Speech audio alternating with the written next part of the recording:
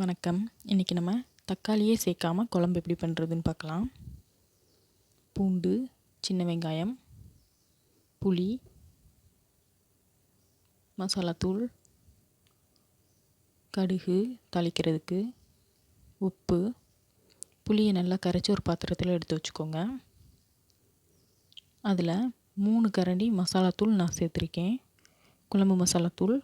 உங்கள் காரத்துக்கு ஏற்ற மாதிரி நீங்கள் மசாலாத்தூள் சேர்த்துக்கோங்க.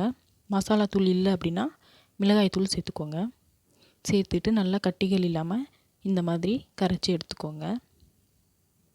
வெங்காயத்தை நல்லா கொரகொரப்பாக அரைச்சி எடுத்துக்கோங்க. அடுப்பை பற்ற வச்சு கடாயை வச்சிடலாம். கடாய் சூடானதும் எண்ணெய் சேர்த்துக்கோங்க. நல்லெண்ணெய் சேர்த்துக்கோங்க. அப்போ தான் நல்லா டேஸ்ட்டாக இருக்கும் இந்த குழம்பு. எண்ணெய் கொஞ்சம் அதிகமாகவே சேர்த்துக்கோங்க.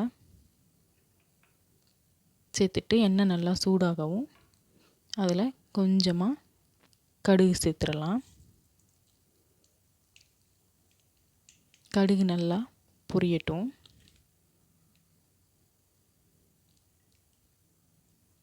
கடுகு நல்லா பொரிஞ்சதும் நம்ம அரைச்சி வச்சுருக்கிற வெங்காயத்தை சேர்த்துடலாம்.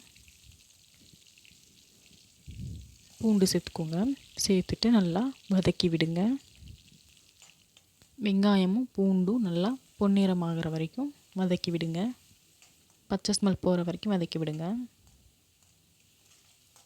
இப்போ நல்லா வதங்கிருச்சு. நம்ம கரைச்சி வச்சுருக்கிற புளி மசாலா கரைசலை இதில் சேர்த்துடலாம்.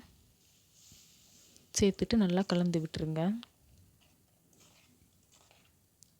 குழம்புக்கு தேவையான அளவு தண்ணி சேர்த்துக்கிடலாம்.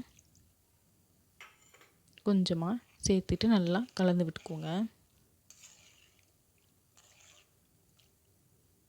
குழம்புக்கு தேவையான அளவு நம்ம உப்பு சேர்த்துக்கிடலாம். சேர்த்துட்டு நல்லா கலந்து விட்டுக்கோங்க. குழம்பு நல்லா கொதித்து வரட்டும்.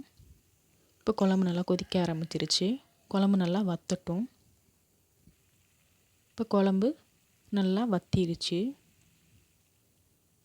இப்போ ஸ்டவ் ஆஃப் பண்ணிக்கிடலாம். உங்களுக்கு இன்னும் கெட்டியாக வேணும்னா இன்னும் 2 அல்லது 3 நிமிஷம் கொதிக்க விட்டு ஸ்டவ் ஆஃப் பண்ணிக்கோங்க. சுவையான தக்காளியே இல்லாமல் நமக்கு பூண்டு குழம்பு தயாராகிருச்சு. நீங்கள் இதை உங்கள் வீட்டில் ட்ரை பண்ணி பார்த்துட்டு எப்படி இருக்குன்னு கமெண்ட் பண்ணுங்கள்.